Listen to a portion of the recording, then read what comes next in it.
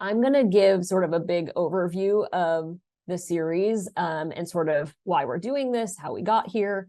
And so the vision of the OSU Extension Service Outdoor School program is that outdoor school will create equitable and positive outcomes for every Oregonian through empowering learning experiences. And as part of our sort of visioning and developing mission statement and all of that piece, we really took time to sort of name some of our values. And so I have 6 of those showing up here: inclusion, innovation, relationships, respect, integrity, quality. So these are things that we care about and that we want to see sort of throughout statewide network of outdoor school programs, and really sort of for the benefit of students.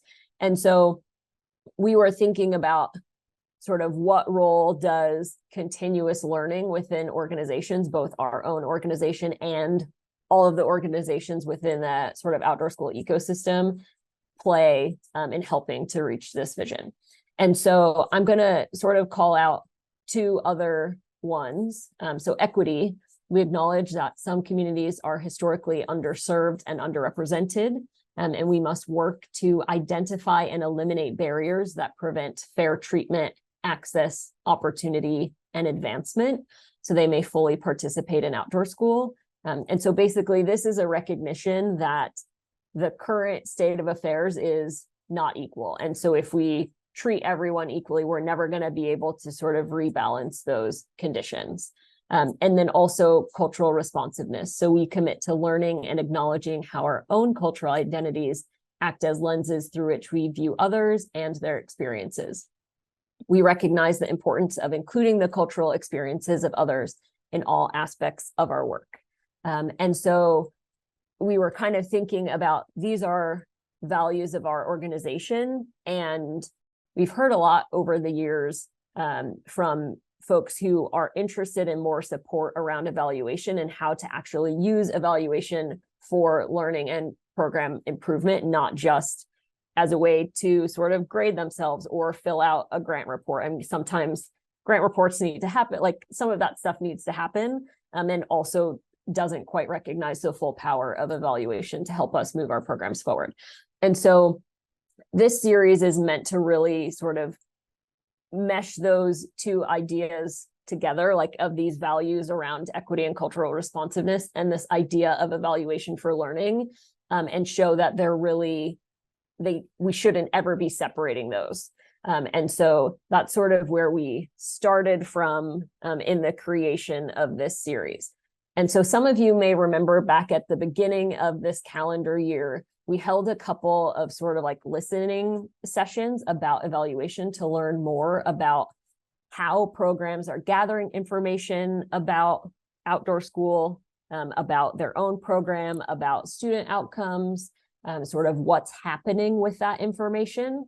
Because we know, I think maybe it was Wesley who mentioned, like, we might collect data in various forms, and then how do we figure out what to do with the data that we've collected?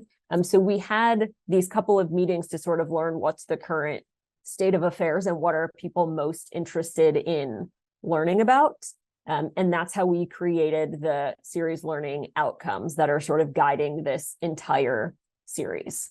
And so the umbrella outcome, and so this is sort of the overarching outcome of the entire series, not just this first session, is participants use ethical, culturally responsive, and equity-focused approaches to regularly evaluate the process and outcomes of their programs as part of an evaluation cycle. And that's has a lot of words in it and a lot of sort of like big, meaty words in it. We're going to actually break this down in a few minutes. So I would say don't stress too much if you're feeling like, wow, that's just a lot of words. And sort of underneath that umbrella outcome, we have 3 sort of target sub outcomes. One about sort of this culture of feedback and organizational learning, which is something that I heard a couple of you talking about. And the second one is about having a toolbox of sort of culturally responsive evaluation approaches, strategies, ideas. And then the third one is about how do we engage community members as collaborators throughout the evaluation process.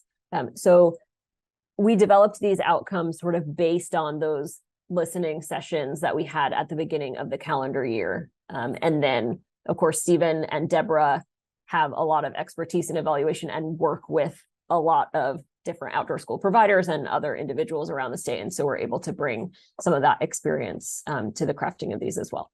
So as I said, we'll dig into that umbrella outcome a little bit more here in a moment.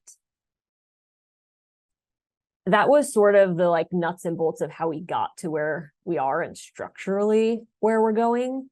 But now I want to sort of focus in on the why and the what, like what is it content wise that we're focusing on here. And I encourage really anyone, especially Stephen and Libby, to jump in if I'm missing anything here that you think Deborah would want to make sure that we make clear. So this image of an evaluation cycle probably looks familiar to many of you. We have this in a lot of our documents on our website.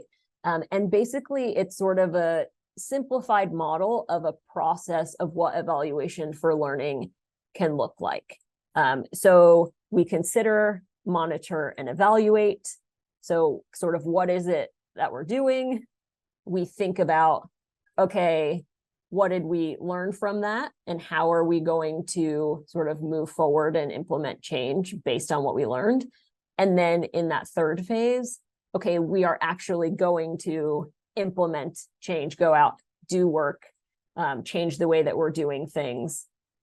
And then sort of going back, and it's a cycle. And we have, and I'll come back to this, equity sort of in the center as really informing all three of these steps. And sort of a key idea, and a thing that we see often that I certainly have done myself, is getting really stuck in the first phase of like, how is it that we're going to evaluate this thing? And then sort of losing sight of those later steps of like, how are we learning from this and what are we going to do with it? And so this is really meant to highlight that this whole thing, you kind of have to go through all of the steps to really focus on evaluation for learning. So for this series, we've sort of broken this down even further into more sort of subtopics that we're going to cover in the workshop sessions that we have planned.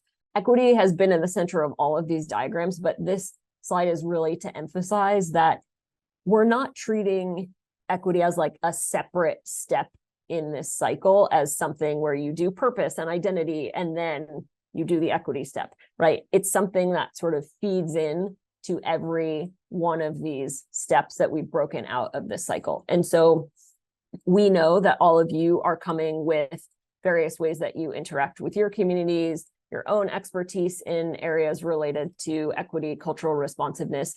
And so we know that we're not the experts on your context, on your students. And so we're hoping that as we go through these different sessions, that you will feel comfortable and welcome to sort of share your perspectives rather than sort of everything coming from us.